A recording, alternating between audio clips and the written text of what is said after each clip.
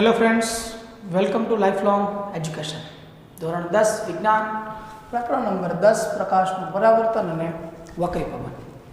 ગયા લેક્ચરમાં આપણે પ્રકાશના વક્રીભવન અને તેના વક્રીભવન આંક શું છે તેની વિસ્તૃત માહિતી જે છે એ આપણે મેળવેલી।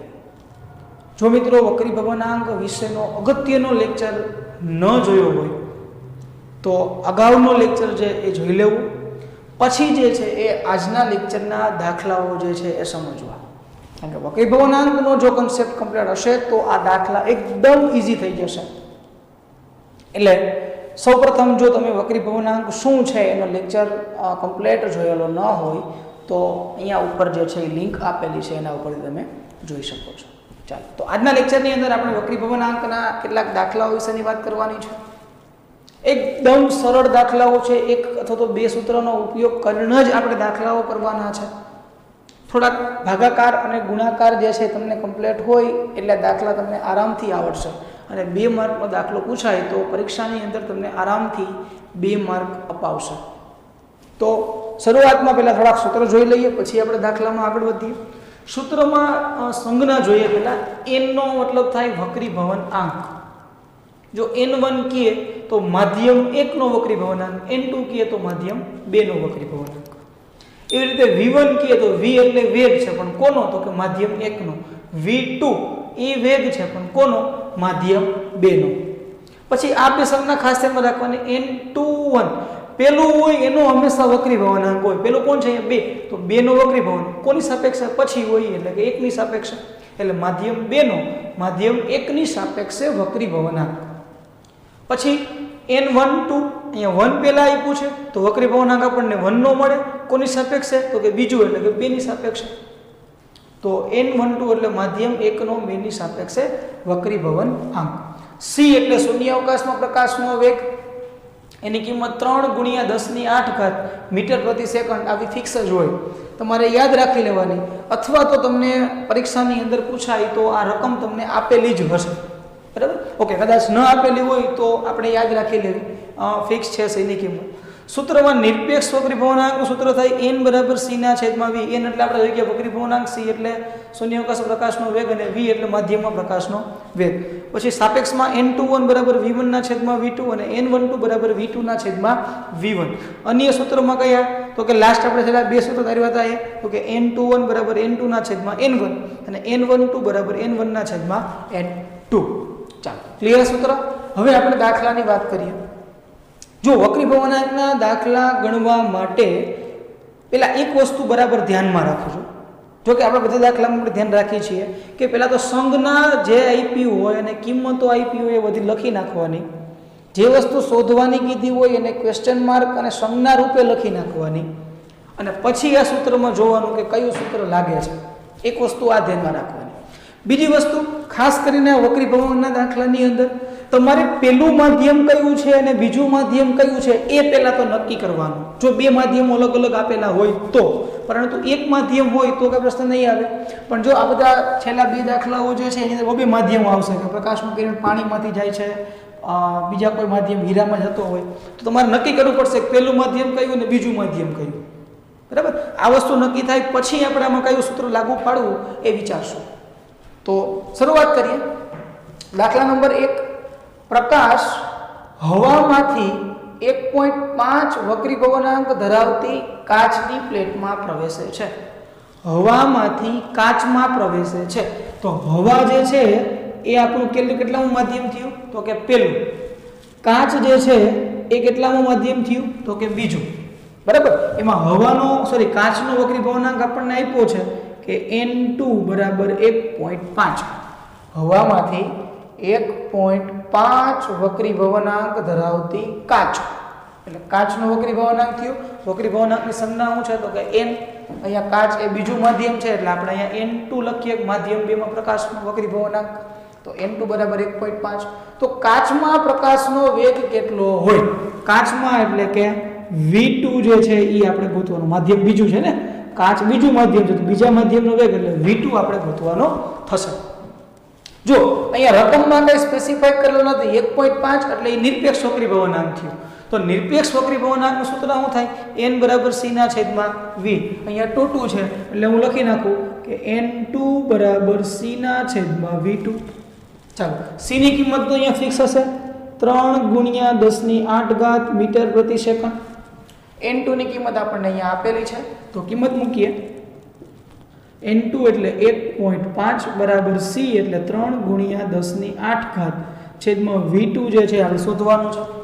v2 જવા દે ઉપર 1.5 લઈ લ્યો નીચે તો v2 બરાબર 3 ગુણ્યા 10⁸ છેદમાં 1.5. જો આ દોઢ છે અને 3 એટલે 2 વડે ભાગાકાર હાલે તો v2 તમારો કેટલો આવ્યો? 2 ગુણ્યા 10⁸. વેગ છે વેગનો એકમ થાય મીટર પ્રતિ સેકન્ડ. ચાલો તો પેલો દાખલો થયો. બીજો દાખલો જુઓ કે વક્રીભવનાંકના કોષ્ટકમાં જો અહીંયા કોષ્ટક આપ્યું છે. આ કોષ્ટક જુઓ.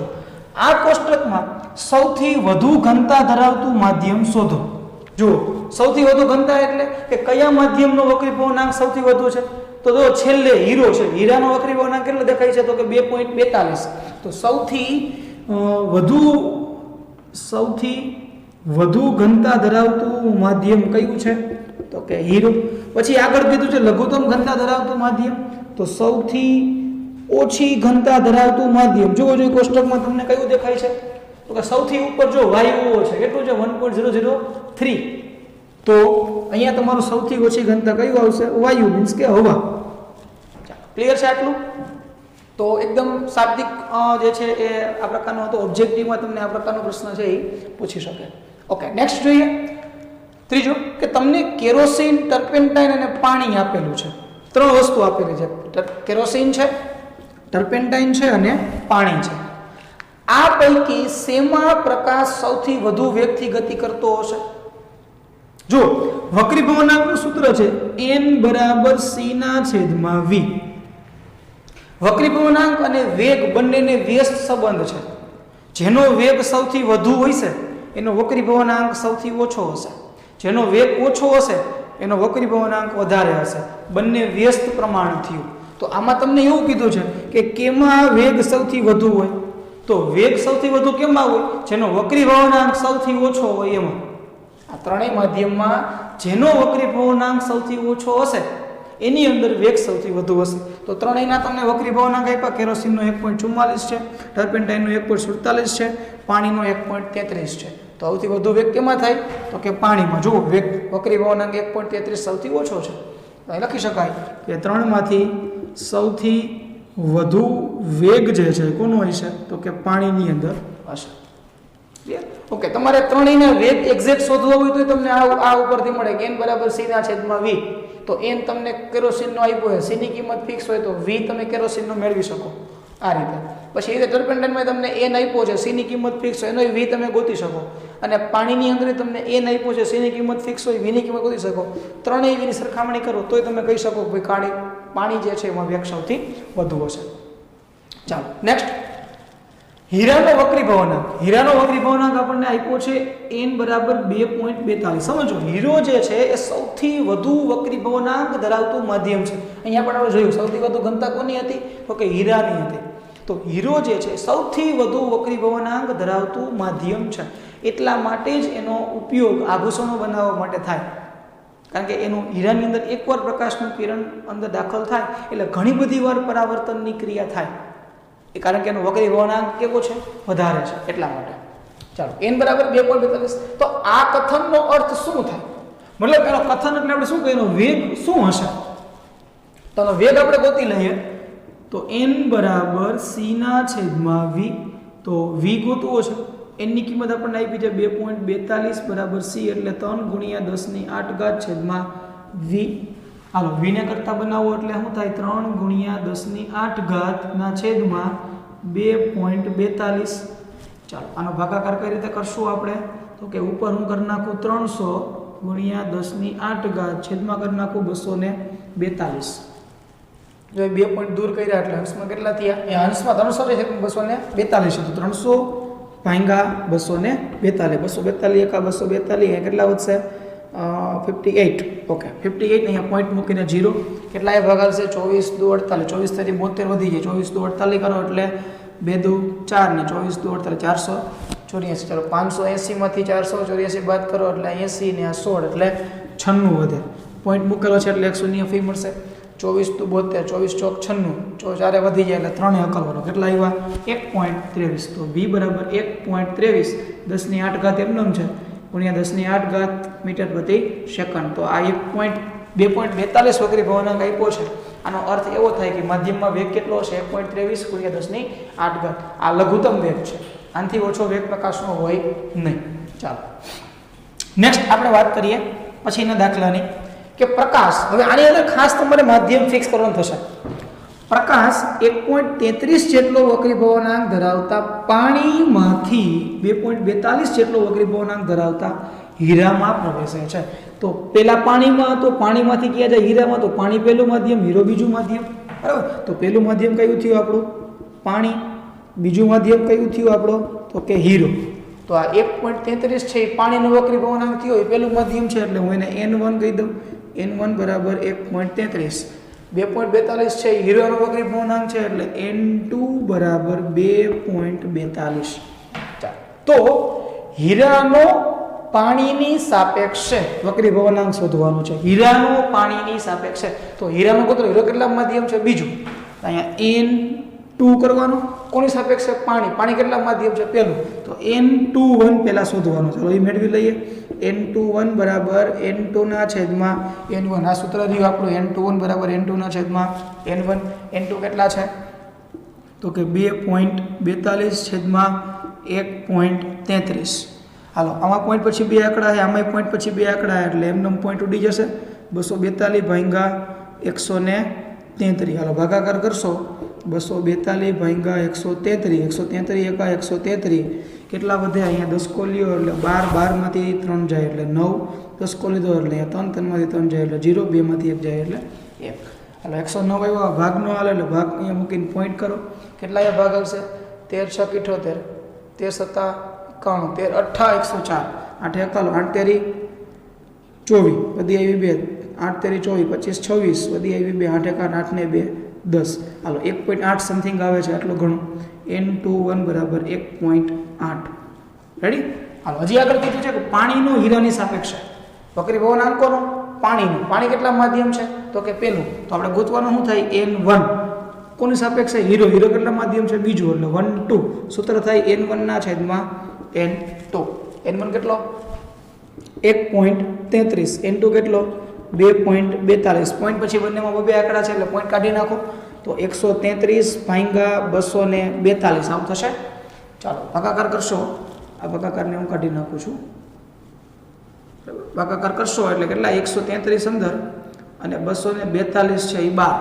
પહેલાં તો ભાગ ન હાલે એટલે 0 મૂકીને આપણે પોઈન્ટ મૂકો એટલે 100 નહીં આપણને મળે. કેટલા એ ભાગ હાલશે? 24 4 તો 5 આઈ થિંક હાલશે. 5 અકાલી ટ્રાય કરીએ. 5 દુ 10 વધી 1, 5 ચોક 20 ને 1 21 વધી 2, 5 દુ 10 ને 2 12. ચાલો 5 ચાલે છે. 5 દુ 10 1, 5 ચોક 20 ને 21 વધી 2, 5 દુ 10 ને 2 12. ઓકે 0. અહીંયા 2, અહીંયા 1, અહીંયા 0. 120 થયા. હજી 100 નહીં આપણને મળશે. હજી જો 1210 છે 1200 આવ્યો 4 વડે ભાગ હાલે તો જવાબ આપણો કેટલો આવશે? n12 બરાબર 0.54. બરાબર. તો આ પ્રકારનો દાખલો થયો. આ કોનો મળ્યો? વક્રી ભવનાંક મળ્યો. પહેલું માધ્યમ. પહેલું માધ્યમ કયું છે? તો કે પાણી. કોની સાપેક્ષે? બીજા માધ્યમ. બીજું માધ્યમ કયું છે? હીરો. તો પાણીનો વક્રી ભવનાંક હીરાની સાપેક્ષે. જ્યારે આમાં બીજું માધ્યમ એટલે કે હીરો. હીરાનો વક્રી ભવનાંક પહેલું માધ્યમ એટલે કે પાણી. હીરાનો વક્રી ભવનાંક પાણીની સાપેક્ષે. તો આ દાખલો થયો. આ દાખલો જેવો છે એવો સેમ ટુ સેમ તમને આ દાખલો અહીંયા આપેલો છે એ હોમવર્કમાં કરવાનો. જો આમાં શું કહે છે કે પ્રકાશ 1.53 જેટલો વક્રી ભવનાંક ધરાવતા કેનેડા બાલ્સમ. કેનેડા બાલ્સમ એટલે પ્રકારનું માધ્યમ છે, ગભરાવાની જરૂર છે નહીં, આપેલું માધ્યમથી. તો અહીંયા n1 બરાબર લખવાનું કેનેડા બાલ્સમ. એનો વક્રી ભવનાંક 1.53 છે. n1 બરાબર કેટલા લખવાના? 1.53 માંથી 1.77 વક્રી ભવનાંક ધરાવતા નીલમમાં પ્રવેશે. નીલમ કેટલા માધ્યમ થઈ ગયું? તો આપણા માટે બીજું માધ્યમ થઈ ગયું નીલમ. તો બીજું માધ્યમ નીલમ, એનો વક્રી ભવનાંક કેટલો? 1.77. હવે એમાં આ રીતે ગોતવાનું કેનેડા બાલ્સમની સાપેક્ષે નીલમનો અને નીલમનો કેનેડા બાલ્સમની સાપેક્ષે. રેડી? તો આ પ્રકારનો દાખલો જે છે તમારે આ બે n21 અને n12 બંનેની કિંમત છે એ તમારે શોધવાની થશે. ચાલો આ જ દાખલો તમારા માટે હોમવર્કમાં કરજો. ચાલો અહીંયા આપણો વક્રીભવન છે એમનો પોઈન્ટ જે છે હવે અહીંયા પૂરો થશે. હવે નેક્સ્ટ લેક્ચરની અંદર કાચના લંઘનની અંદર પ્રકાશનું વક્રીભવન કેવી રીતે થાય છે એમના વિશેની આપણે માહિતી મેળવશું. તો ત્યાં સુધી અમારી ચેનલને જોતા રહો. All the best.